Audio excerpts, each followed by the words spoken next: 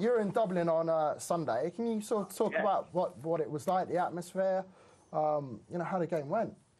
Well, the atmosphere was great, obviously, and from an Ireland point of view, it was a fantastic result, wasn't it? Even if it wasn't perhaps quite the game that either side hoped for in terms of it being a sort of brilliant spectacle. But Ireland obviously had a very astute and very well-managed game plan that they stuck to and really got stuck into right from the get-go. And England just really struggled to come to terms with that. And by the time England really kind of grappled and got their head around what was going on, there was about 10 minutes left.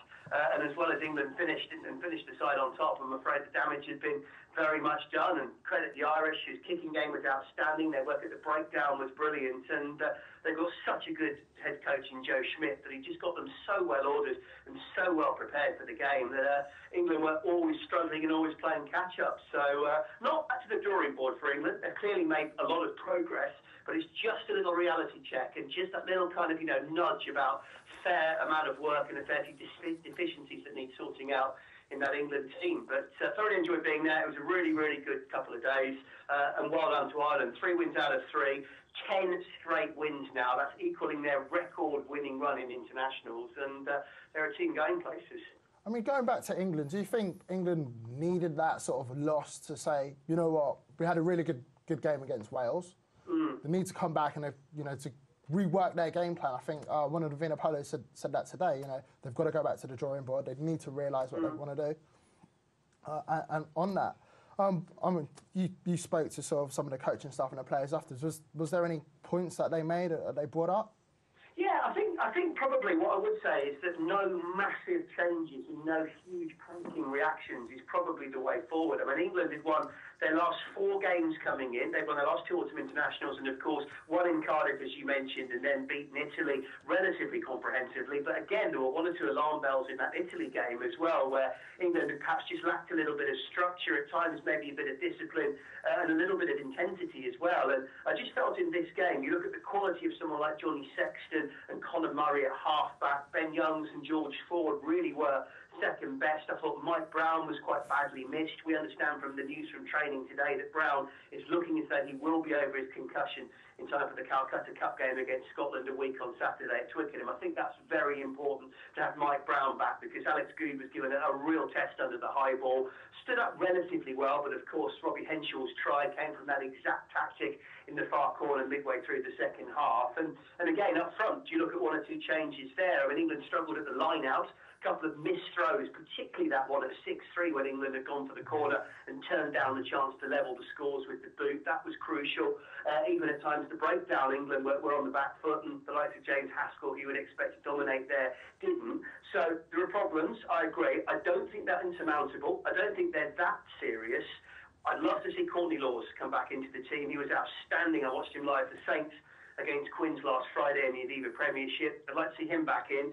Tom Wood, I'm sure, is also sticking his hand up for a place back in the squad. So 1 or 2 tweaks, and I would definitely say as well that getting Jack Noel in on the wing was a really good move. He had a good game. He's such a talented young player, former LV Breakthrough Award winner, and I really like the look of him. So there are 1 or 2 things that England can take from the match, and as I say, with a bit of sensible hard work, real close analysis of what went wrong, and a couple of potential personnel tweaks, Laws chief among them, I think England is still set to contest the rest of this championship and obviously move on to the World Cup when they'll have a lot of other good players back. No Joe Lordsbury, no Manu Tuolangi, several players who aren't there or thereabouts at the moment that will make this a better squad and a better starting 15 for when the World Cup starts, fingers crossed. Would you say that given this result, it is shown, if there was any doubt before, that Ireland are the most creditable contender to win the Rugby World Cup from the Southern Hemisphere? Northern Hemisphere. It's a very good question. I think Joe Schmidt is an absolutely outstanding coach. We saw everything that he did with Leinster, who he led to every success that they could possibly get. And I just think he puts so much confidence. He's such a meticulous preparer as well. He had that team bang on it and completely aware of where England's potential deficiencies would be. They stuck so rigidly to that structure and everything that had been worked on during the week. And let's be honest, this Ireland squad is good.